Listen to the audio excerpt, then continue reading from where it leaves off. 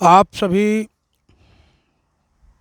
सम्मानित महिलाओं एवं पुरुषों से मेरा क्रांतिकारी जय भीम, नमो बुद्धाय, जय संविधान, जय कबीर, जय शांति गाडगे बाबा,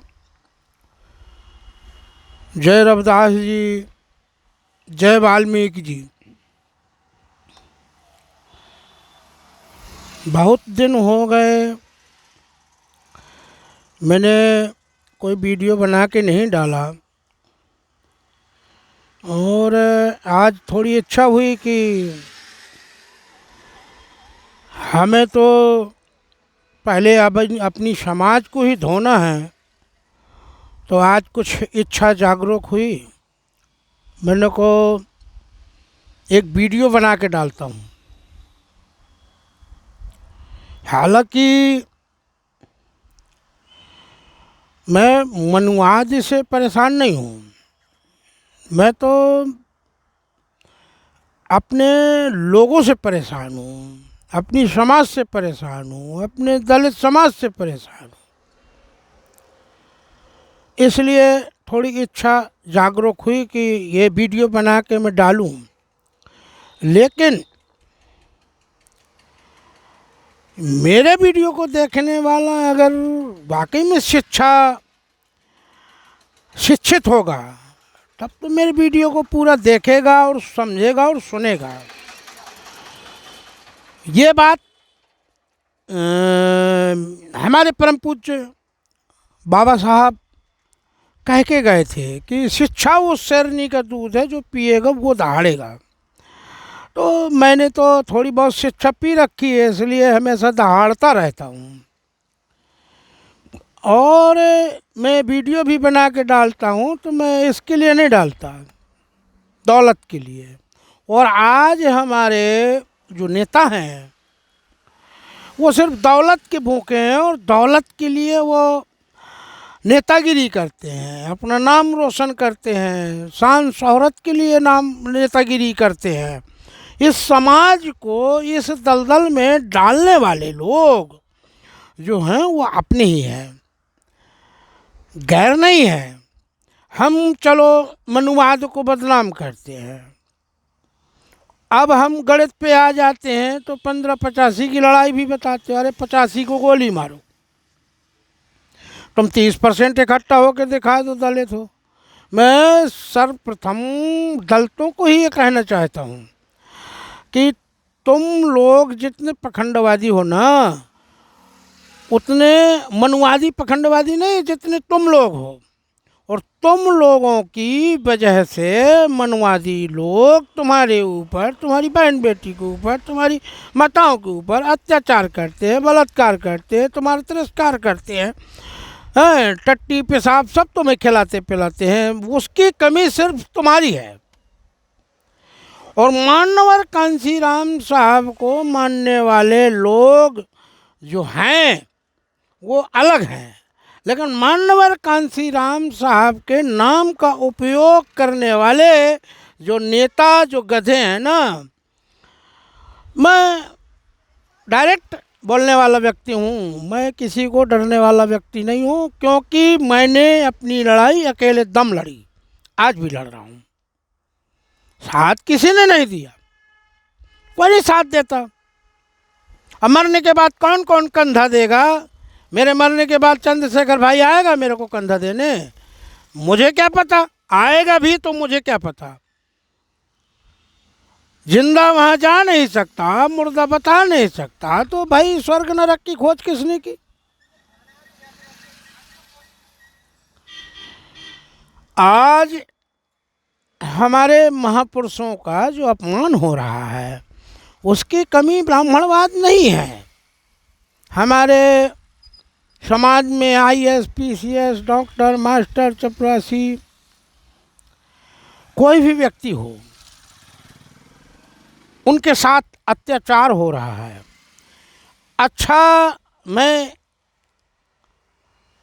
IAS के ऊपर आता हूँ। उन्होंने रोटी बेटी की बात की थी और हमारे बहुजन समाज में, दलित समाज में, SC ST में इतने मूर्ख नेता हैं, इतने मूर्ख वकील हैं, उनको ये पता नहीं है, वो ज्ञात नहीं है कि ब्राह्मणवाद जब भी बात करता है या किसी के खिलाफ जाता है, अगर आज आईएस के खिलाफ गया, मैं सोशल मीडिया में देखता हूँ, फेसबुक में भी देखता हूँ, व्हाट्सएप में भी आता है, इंस्टाग्राम में भी मैंने देखता हूँ, यूट्यूब में भी देखता हूँ, सब चैनल मैं भी चलाता हूँ, एंड्रॉयड फ़ोन में अगर चलाता हूँ तो मैं भी देखता हूँ। लेकिन आज तक मुझे ये बताइए कि ब्राह्मणवाद ने जब भी हमारा विरोध किया तो गाली गलौज से विरोध किया। हाका माका पता नहीं क्या क्या ये लोग हम लोगों के साथ करते रहे, जो बचपन से हमारे महापुरुषों के ज़माने में ये लोग करते आए, वही चीज़ ये लोग करते हैं। हम गाली गलौज से बात नहीं करते।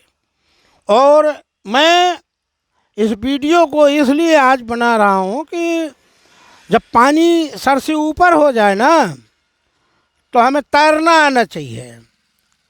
मैं अभिमन्यु नहीं हूँ जो माँ के पेट से विद्या सीख ली और निकलना मुझे मालूम नहीं है। तो मैं आप सभी से क्षमा प्रार्थी हूँ, ये बात बोल रहा हूँ, लेकिन इस बात को बहुत ध्यानपूर्वक सुनिएगा। और अगर मैं बोल रहा हूँ तो मैं सच बोल रहा हूँ, और सच का स्वीकार करने वाले हम ही लोग हैं। सच का स्वीकार करने वाले लोग जनरल कैटेगरी के है ही नहीं है, वो सच को थोड़ी मानते हैं। वो तो ग्वाबर को कहते हैं भाई गौ माता का वो हलवा है, सो न लो सो खाओ, पेशाब पियो। मेरे कहने का अर्थ सिर्फ ये इतना है कि जो हमारे महापुरुषों का नाम लेके हमारे समाज के जो कबाड़ी घूम रहे हैं ना, और ये कबाड़ी आज हमारे मान्यवर साहब को, परम पूज्य बाबा साहब को कबाड़ बना के रख दिया। हम किसी को नहीं जानते थे, हम पैदा होने के बाद 12-14 साल के जब हम लोग हुए, हमारे पिताजी अनपढ़ थे लेकिन उनके पास चमर पुराण था। वो लोग यानी हमारे पिताजी मिलके, माँ बाप, हम लोगों से ही, मेरे पिताजी पढ़े लिखे नहीं थे, हम लोगों से ही उस चमर पुराण को पढ़ाते थे। हम शब्द पढ़ते थे, हमारे पिताजी अर्थ बताते थे। जब से हमको अपने चमर वंश का ज्ञान हुआ कि हम लोग क्या हैं, आज हमारी ही समाज के लोग, हमारे नेता लोग, मैं खुद का मीडिया हूँ, मैं किसी भाड़ मीडिया, मैं किसी की सिफारिश नहीं लेता, और मैं भाड़ मीडिया को अच्छी तरह जानता हूँ और हर पार्टी को अच्छी तरह जानता हूँ, क्योंकि मैं अकेले दम सुप्रीम कोर्ट के अंदर तक घुसा हूँ। मैं औकात सबकी जानती हूँ। सीबीआई से लगा के कोई ऐसा विभाग नहीं है जिसकी औकात गरीब जन सुधार समिति नहीं जानती है। लेकिन मैं बिकाऊ नहीं हूँ, मैं दलाल नहीं हूँ। मरने मारने की अगर तुम लोग बात करोगे तो आया है सो जाएगा, राजा रंक फकीर आशा तृष्णा छोड़ दे, कह गए रविदास कबीर। हम मरने को नहीं डरते क्योंकि हम जिंदा ही नहीं है। अगर हम जिंदा होते तो आज हमारे महापुरुषों के नाम की माला जपने वाले लोग गद्दार नहीं होते। हम लोग मरे हुए हैं, मुर्दा के समान है, हमें नहीं दिखाई देता, हमें सुनाई नहीं देता, क्योंकि हम गांधी जी के 3 बंदर हैं। मुंह है बोल नहीं सकते, कान है सुन नहीं सकते, आँख है देख नहीं सकते। और आज इस देश में जो व्यवस्था है, मैं फेसबुक में देखता हूँ, चलो हमारे एक आईएएस अधिकारी ने रोटी बेटी की बात की थी, चलो उनके शब्द फेसबुक में आए कि चलो उनके शब्द गलत हो सकते हैं, अशब्द हो सकते हैं, लेकिन उन्होंने कोई अशब्द नहीं बोला। और मैं अनिल मिश्रा जी को और भाजपा वालों को ये कहने का प्रयास कर रहा हूँ कि परम पूज्य बाबा साहब की जो पहली पत्नी का नाम था वो माता रमाबाई थी, लेकिन उनकी दूसरी पत्नी कंपाउंडर थी जो परम पूज्य बाबा साहब की देखभाल करती थी, और उन्होंने परम पूज्य बाबा साहब से मनमाफिक शादी की थी, अपनी मर्जी से शादी की थी, क्योंकि परम पूज्य बाबा साहब ने नहीं कहा था हमारे साथ रचना करो, विवाह करो, और ना मेरे परम पूज्य बाबा साहब ने ब्राह्मणवाद के खिलाफ या ब्राह्मणवाद के सामने, न उनके ब्राह्मणवाद के उनके माँ बाप के सामने ये कहा कि आप मेरा कन्यादान करो। एक आईएएस पे लक्षण लगाने वाले लोगों के लिए मैं बहुत सच बात बोल रहा हूँ। बेशक आप लोग मुझे गाली दीजिएगा, मुझे उससे कोई प्रॉब्लम नहीं है, मैं आपसे अभी भी क्षमा प्रार्थी हूँ, क्योंकि मैं सिर्फ सच बोलता हूँ। मेरी भावना ये नहीं है कि आप लोगों की भावना पे कोई ठेस पहुँचे, मैं ऐसा शब्द नहीं बोल रहा हूँ।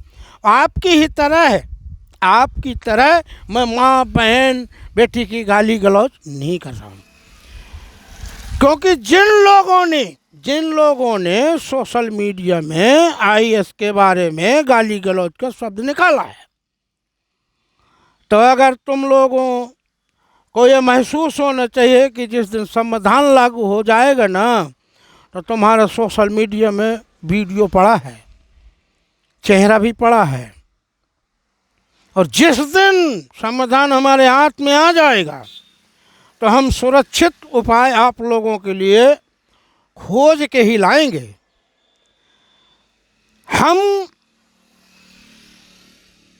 बहुत सताए हुए लोग हैं, हम लोगों के साथ में बहुत पीड़ा हुई है, और आप कहते हो ब्राह्मणवाद की बात करते हो, तो मेरे साथ में ब्राह्मण ठाकुर बनिए सब बैठते हैं, हर व्यक्ति में जाता हूँ, बीच में जाता हूँ, शादी विवाह में जाता हूँ, लेकिन 3.5% में 3% व्यक्ति जो है, जो ब्राह्मणवाद है, वो जाति भेदभाव ऊंच नीच नहीं मानता।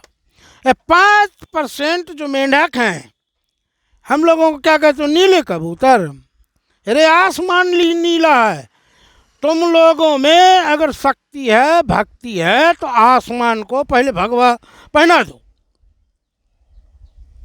आसमान को भगवा पहना दो, हम आप लोगों के गुलाम हो जाएंगे, हमें कोई प्रॉब्लम नहीं है, हमें कोई प्रॉब्लम नहीं है। मेरे साथ में बैठने उठने वाले तुम लोग, प्लेट चाट के तुम लोग जाने वाले, मांस मछली मदरा खाने वाले पीने वाले, और तुम लोग हमारे महापुरुषों को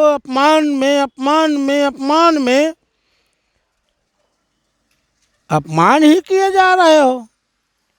और अगर हम तुम लोग तुम्हारी जूठी थाली धो देते हैं, तो ये तुम्हारे महापुरुषों में और हमारे महापुरुषों में जमीन आसमान का फर्क है। हमारे महापुरुषों ने कभी ये नहीं शिक्षा हमको दी,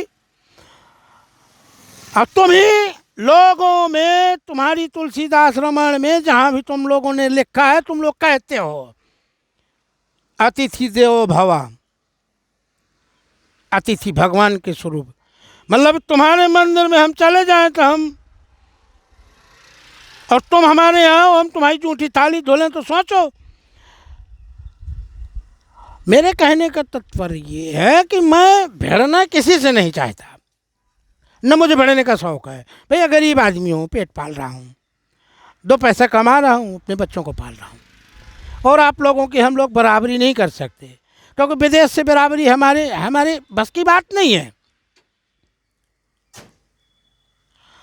आप लोगों का इतिहास स्वयं मालूम नहीं है, लेकिन आप लोगों ने अपना इतिहास खुद गढ़ा है, लेकिन हमारा इतिहास जो है, हमारे महापुरुषों का जो इतिहास है, वो गढ़ा नहीं है। हम भारत देश के मूल निवासी हैं, रहेंगे और रह रहे हैं और थे। मेरा लक्ष्य ये नहीं है मैं किसी को उकसा रहा हूँ। मेरा लक्ष्य तो सिर्फ ये है कि मैं दलितों को, दलितों के नेताओं को चेतावनी दे रहा हूँ। वो लोग हरामी हैं साले। मेरे को ये शब्द नहीं कहना चाहिए, लेकिन तुम लोग तो इससे भी बदतर शब्द कहते हो। और ये शब्द, हरामी शब्द, मैंने अपने समाज को कहा, अपने भाई को कहा, अपने परिवार को कहा, तुम लोगों को नहीं कहा।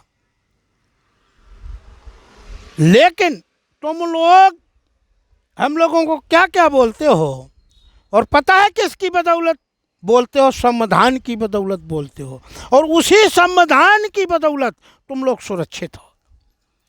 उसी संविधान की बदौलत पुलिस तुम्हारी, देश तुम्हारा, सुरक्षा तुम्हारी, व्यवस्था तुम्हारी, सरकार तुम्हारी, हर चीज़ तुम्हारी है। लेकिन संविधान मेरे बाप का था, रहेगा और है।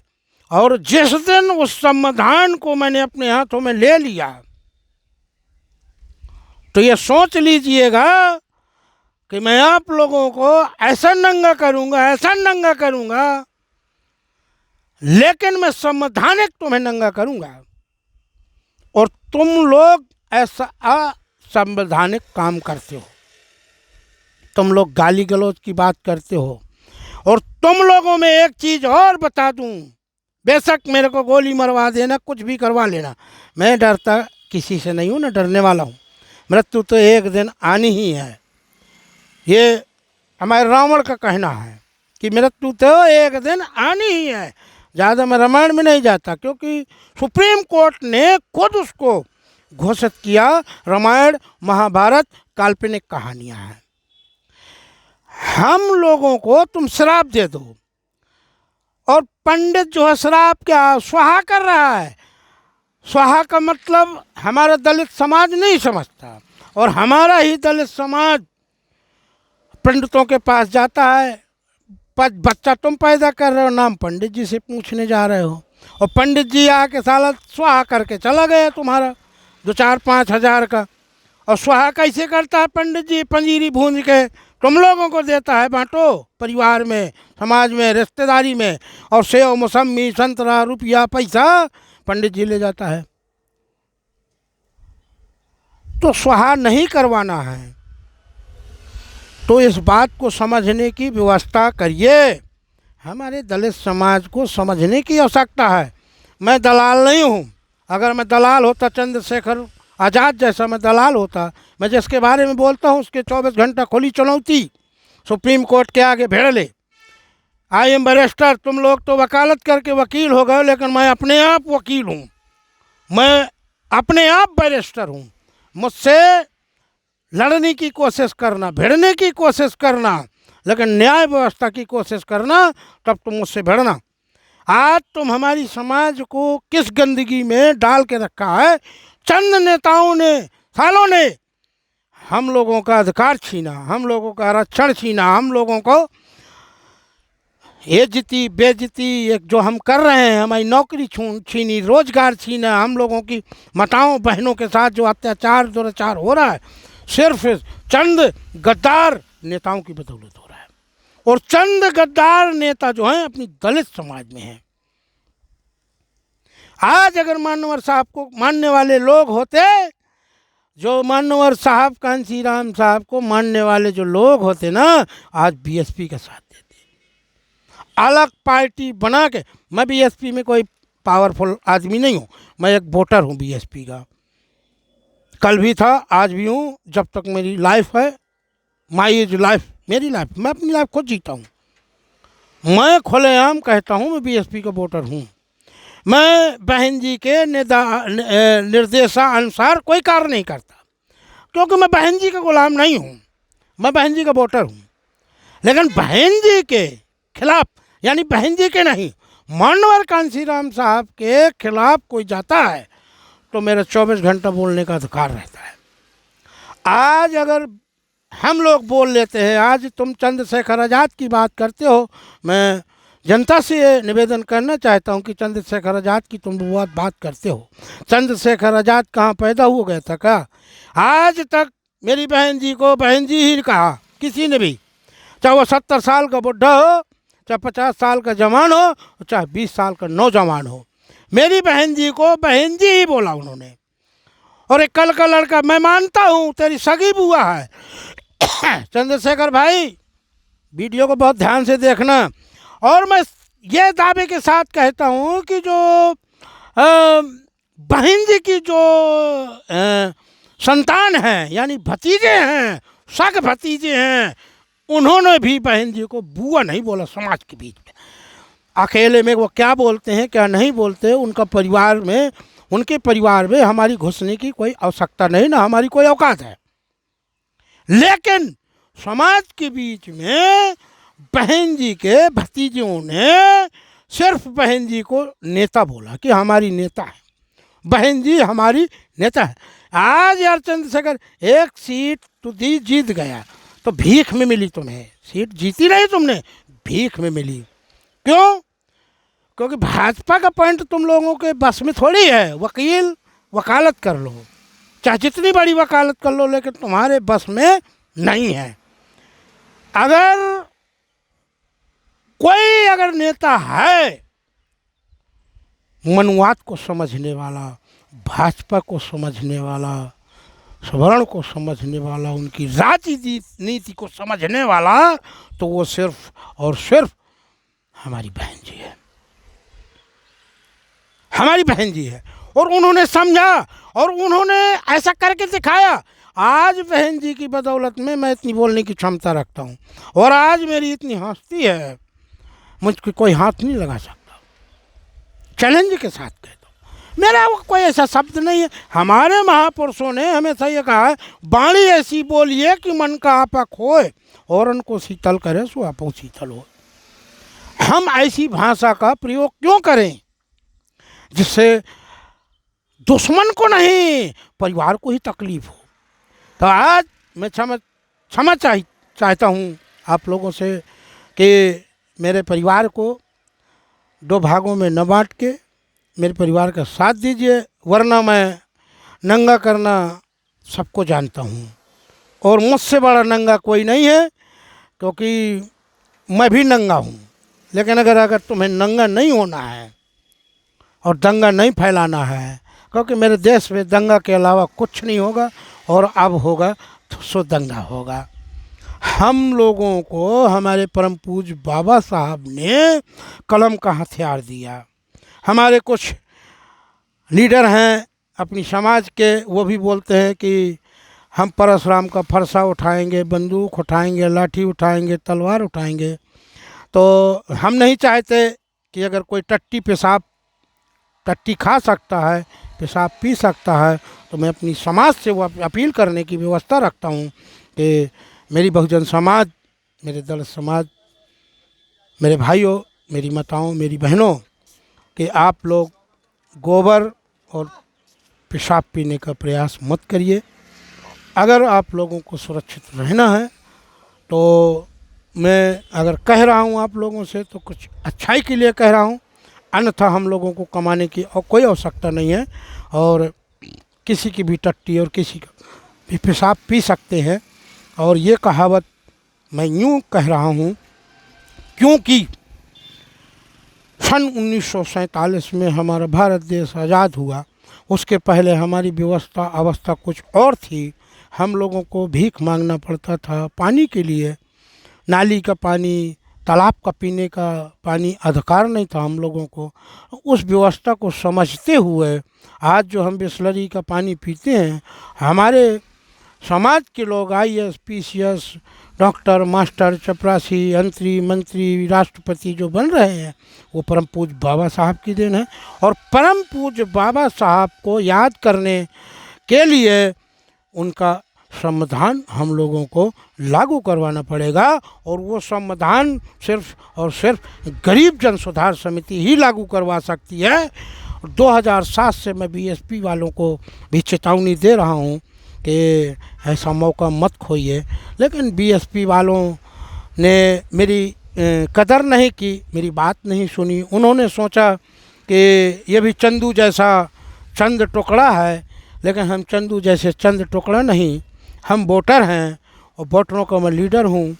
और मैं एक ऐसा मुखड़ा हूँ कि जिस दिन मेरे को बहन जी ने थोड़ा सपोर्ट कर दिया, उस दिन बहन जी को हम प्राइम मिनिस्टर बनाने की क्षमता रखता हूँ। और रखता नहीं हूँ, बना दूँगा।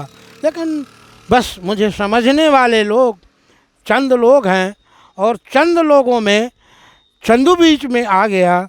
हमको ये तकलीफ़ हुई।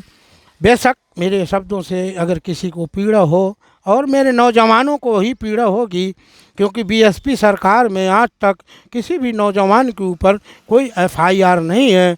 और हमारे चंदू जी ने आपको रावण कहना पसंद था, अब रावण कहना पसंद नहीं है, अब एडवोकेट कहना पसंद है, इसलिए हमको चंदू कहना पसंद है। और चंदू के चमचों ने, यानी हमारी ही बहुजन समाज के लोगों ने चंदू को तैयार किया। चंदू के पास पैसा, धन दौलत सब कुछ आया। मैं दौलत के लिए नहीं, शोहरत के लिए नहीं, अपने नाम के लिए नहीं, हम सिर्फ अपने काम के वास्ते आपसे, आपके बीच में हूँ, आपके समाज में हूँ, आपके फेसबुक में के माध्यम से, यूट्यूब के माध्यम से, व्हाट्सएप के माध्यम से मेरी बात आप लोगों तक पहुँचेगी। उसको डिसाइड करिएगा, सोचिएगा, समझिएगा।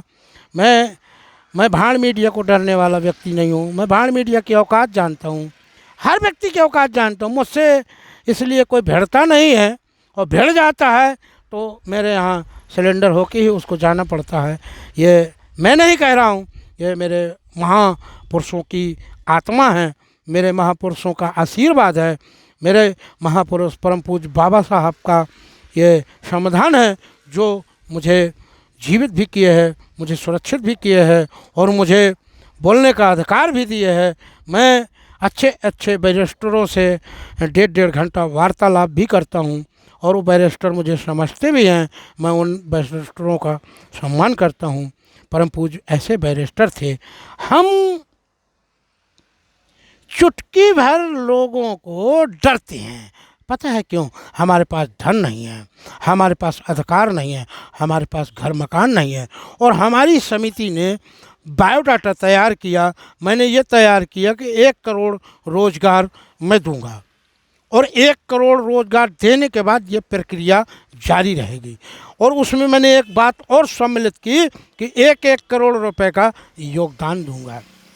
लेकिन मेरे चंद नेताओं, चंदू बाबू, चंद नेताओं के बात मेरी समझ में नहीं आती, क्योंकि उन लोगों को संविधान आज तक समझ नहीं आया। मेरे पास इतनी दौलत नहीं है कि मैं ये बांटूंगा। लेकिन परम पूज्य बाबा साहब लास्ट में हमको आरबीआई की चाबी दे के गए थे 1935 या 36 में, और हमको उस बैंक को खोल करके, हमको चाबी दे करके हमारे बहुजन समाज को, दलित समाज को, यानी पूरे भारत देश को उन्होंने इस तरीके से काम किया कि सबका बराबर का अधिकार है। अधिकार पाओ, अधिकार लो, पढ़ो, लिखो, अपना अपना कार्य करो। हम लोगों को अगर परम पूज्य बाबा साहब अगर इतना न जानते, तो आज मेरे बहुजन समाज के लोग एटीएम, पासबुक, बैंक में अकाउंट, ये जो दुनिया की पेटीएम, एटीएम, फलाने ठिकाने चला रहे हैं, ये सारा सिस्टम कुछ न होता। लेकिन आप लोग सोचते हो कि वर्मा जी खुद भूखा मर रहा है। 2.5 लाख के रिक्शे में बैठा हूँ, ये मेरा 2.5 लाख का रिक्शा है। 45,000 मैंने ब्याज दी है, 2 लाख कैश का है। मैंने बहुत गुलामी की, लेकिन अब मैं गुलाम नहीं हूँ। मेरा खुद का काम है, मेरा खुद का बिजनेस है। 200 आएगा, 500 आएगा, मैं उसमें खुश हूँ। मैं किसी के सामने भीख नहीं मांगता, न मुझे भीख मांगने की आवश्यकता है। पर मैं बेईमान नहीं हूँ। अगर मेरी कंपनी को जिस दिन बहन जी ने कह दिया वर्मा जी चालू कर, उसी दिन चालू हो जाएगी। और मुझे जो काम करना है, अगर हमको किसी से लड़ाई लड़ना है, तो अपने बहुजन समाज को पहले मजबूत करना है। लड़ाई तू लड़ रहा है, तेरे पीछे हमारा बहुजन समाज लगा है, तू नेता बन गया और तू तो बच गया, तेरे पास वायु श्रेणी सुरक्षा मिल गई, पुलिस मिल गई, तू सुरक्षित है। और हम लोग तेरे साथ में जय भीम कर रहे हैं, बाद में हम ही लत्याए जाते हैं, हम ही जुतियाए जाते हैं, हम ही मारे जाते हैं, हमें कूटे जाते हैं, हमारे घर में बुलडोज़र चलता है, हमारी बहन बेटियों की इज्जत लूटी जाती है। कैसे नेता हो बे तुम लोग? कैसे नेता हो तुम लोग? तुम लोग नेता नहीं, नेता के नाम से तुम लोग दल्ला हो, दलाल हो। नहीं, मैं चैलेंज के साथ कहता हूँ, मुझे कहीं भी घसीट के देख लो। मेरी दलित समाज में IAS PCS SAS जज डॉक्टर मास्टर चपरासी कमिश्नर डॉक्टर सब कोई है, सब मर गए, सब मर गए। मुझसे बहस नहीं कर सकते, मुझे नहीं तुम लोग वहाँ घसीट सकते, मुझे तुम लोग वहाँ नहीं खड़ा कर सकते। क्यों? या तो तुम्हारे में बोलने में क्षमता नहीं है, ये तुम लोग समाज को कुछ देना नहीं चाहते। अगर जो देने वाला है उसको साले आगे नहीं बढ़ाना देने चाहिए। मेरे साथ क्या हो रहा है? यही हो रहा है। इस समाज की, भारत देश की समाज से, दलित समाज से मैं हाथ जोड़ के अपील करता हूँ, हमारे रिश्तेदारों नातेदारों से अपील करता हूँ, ग्राम समाज से करता हूँ, सभी भाई बहनों से करता हूँ। पखंडवाद को जो तुम लोगों ने बढ़ावा दिया है तो तुम ही लोग हो। हमारे समाज में हमारे खुद नातेदार रिश्तेदार अपनी समाज को कहाँ डुबा रहे हैं? अंधभक्ति में, अंधविश्वास में। एक साल में अगर 3 बार जाएंगे, चित्रकूट जाएंगे, इलाहाबाद जाएंगे, वैष्णो देवी जाएंगे, कहीं जाएंगे 10-15-20 हज़ार रुपये फूंक आएंगे, लेकिन अपने परिवार में अपने बच्चों के लिए वो शिक्षा का प्रावधान नहीं करेंगे, कॉपी किताब नहीं खरीदेंगे, ढोंगी बना के भेजेंगे, भैया चले जाओ, वो ले आओ, कांवड़ ले आओ। तो ब्राह्मणवाद को कोसने से अच्छा है, मैं सच बोलता हूँ इसलिए मैं अपनी समाज को कोसता हूँ। अरे तुम्हारी हस्ती होगी तो किसी की हस्ती होगी तुम्हारे सामने खड़ा होने की, और आज तुम किसी के सहारे हो। कहते हैं जिंदा वहाँ जा नहीं सकता, मुर्दा बता नहीं सकता, तो स्वर्ग नरक की खोज किसने की? अब तुम लोग इसमें खुद समझदार हो। मेरे यहाँ तो गधे समझ जाते हैं, भारत देश है ना, हम मूल निवासी हैं, हम लोग तो गधे हैं, हम लोग गधे इसका भी एक उदाहरण है। हम लोग कुत्ता भी हैं, और कहने वाले लोग अभी जिंदा हैं, मरे नहीं हैं। और आप लोग भी मरे नहीं हो, आप लोग भी समझदार हो, मुझसे ज़्यादा पढ़े लिखे हो, मुझसे ज़्यादा होशियार हो, मुझसे ज़्यादा पैसे वाले हो, मुझसे ज़्यादा धन दौलत वाले हो, मुझसे ज़्यादा इज्जत वाले हो। मेरे तो कोई इज्जत ही नहीं है, क्योंकि मैं वोटर हूँ ना भाई। बस इससे ज़्यादा मैं कुछ नहीं कह सकता आप लोगों को, और बहुत हो गया। हमारी जो महापुरुषों की जो बेइज्जती हो रही है, तो कुछ दलित समाज के कमीनों नेताओं की वजह से हो रही है। हमारे आज परम पूज्य बाबा साहब को गाली दी जा रही है, हमारे महापुरुषों को गाली दी जा रही है, हमारे बहन बेटियों की इज्जत बिज्जत की जा रही है, हम लोगों को बदनाम किया जा रहा है, हम लोगों को असुरक्षित किया जा रहा है, हम लोगों के घर में बुलडोजर चल रहा है, हम लोगों को अधिकार से वंचित किया जा रहा है, हम लोगों को सताया जा रहा है, हम लोगों को फिर वही भावना में देखा जा रहा है। तो मतलब क्या हुआ? हम किसको नेता माने? ऐसे नेताओं को हम नेता कैसे मान सकते हैं? ये मेरे बहुजन समाज को पगलाने वाले, बरगलाने वाले 2 कौड़ी के जो लोग हैं, इन लोगों को मैं क्या कहूँ, क्या कहूँ? और मैं अगर अपनी औकात में है तो मैं छोड़ने वाला किसी को नहीं हूँ। मैं जिस दिन अपनी औकात में है, अभी मैं बच्चे पाल रहा हूँ, मैं सोच रहा हूँ बच्चे पढ़ लिख जाएं, अपने अपने कार्य में लग जाएं, तो 1-2 साल मैं समाज के लिए टाइम दूंगा। जब सर से पानी ऊपर हो जाता है तो थोड़ी तकलीफ होती है कि मेरे समाज के सारे नेता मर गए। महापुरुषों को हम लोग कहते हैं मान्यवर कांशीराम साहब जी अमर रहे हैं, लेकिन अब कुछ ऐसा लगता है कि चंद्रशेखर आज़ाद जी अमर रहे, और जो दलित समाज के गद्दार नेता है मान्यवर कांशीराम साहब की पार्टी को खोखला करने वाले जो गद्दार नेता है, उनको भी वर्मा जी ये कहता है कि आप लोग अमर रहे। थोड़ी सी शर्म बाकी हो ना, थोड़ी सी शर्म बाकी हो तो मान्यवर साहब के चरणों पे जाइए। थोड़ी सी शर्म बाकी हो तो माननीय बहन जी के आप चरणों पे जाइए। अपनी समाज के साथ में दलाली गद्दारी छोड़ करके एक महापुरुष को अपनाइए।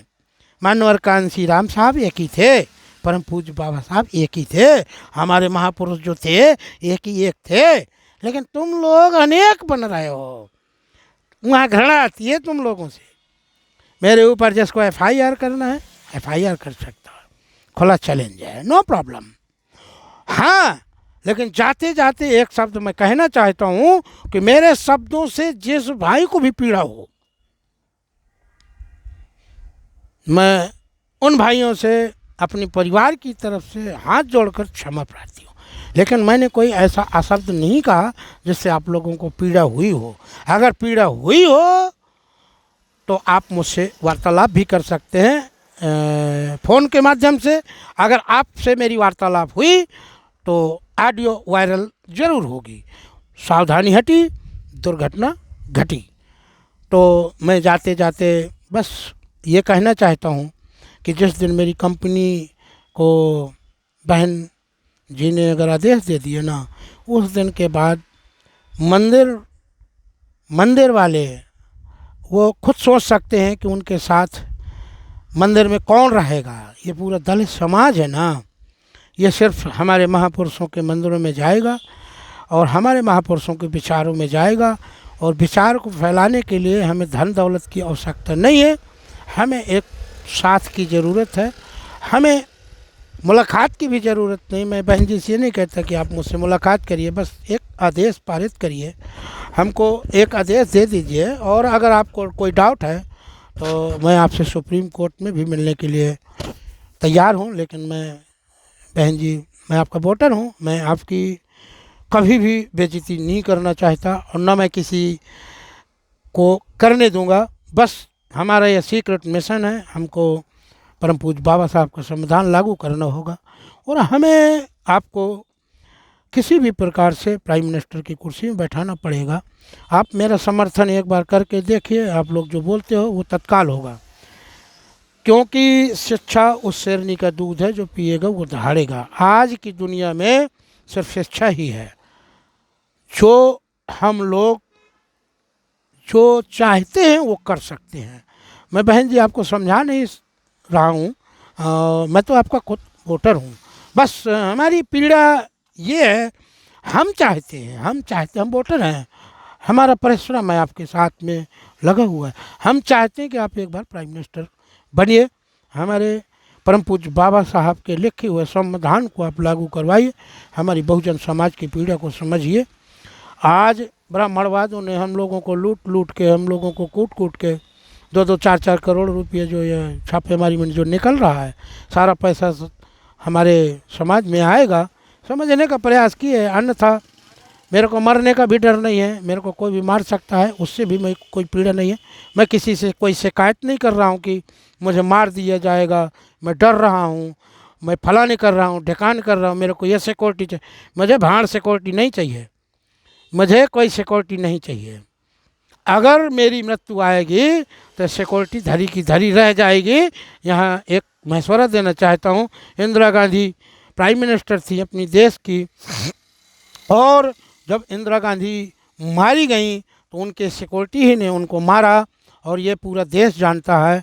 और ये आप भी समझदार हैं बहन जी, मैं आपसे कुछ ज़्यादा कह नहीं सकता, न बोल सकता हूँ। मैं आपका एक वोटर हूँ, आपके चरणों की भी धूल नहीं हूँ, लेकिन आपके लिए, आपके चरण मैं वहाँ पहुँचा सकता हूँ जहाँ मुझे आवश्यकता है, इससे ज़्यादा कुछ नहीं कह सकता।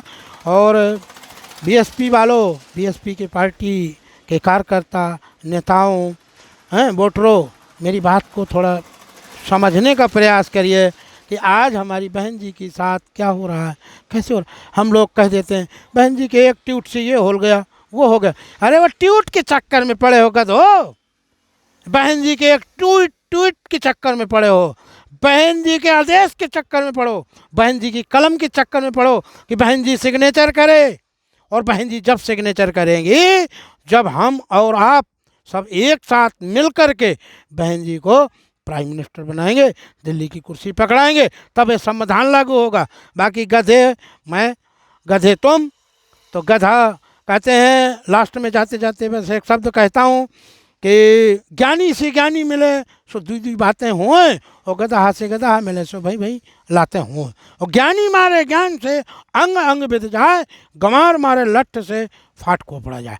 बस इसके साथ मेरी पूरी कहानी यहीं दी एंड होती है। आगे वीडियो बनाने के लिए मेरे को समय लगेगा, जब मेरी इच्छा होगी, क्योंकि मैं किसी का गुलाम नहीं हूँ। जब मेरी इच्छा होगी फिर मैं वीडियो डालूँगा। और मैं महापुरुषों की बदौलत मैं ये शब्द बोल जाता हूँ, लेकिन मैं अपना, मेरा कोई शब्द नहीं है इसमें। मैंने जो भी शब्द बोला मेरे महापुरुषों के शब्द हैं, मेरी मानवर कांशीराम साहब के शब्द हैं, मेरी माननीय बहन जी के शब्द हैं। और हम बहन जी के निर्देशों को हम मानते हैं, उनका पालन करते हैं। इसी तरीके से आप लोग पालन करिए। समाज से मेरी यही अपील है, अपने बहुजन समाज से भी मेरी यही अपील है, पूरे भारत देश की महिलाओं एवं पुरुषों से, बहनों से, भाइयों से मेरी यही अपील है कि हम लोग सुरक्षित अवस्था में जीने का प्रयास करें।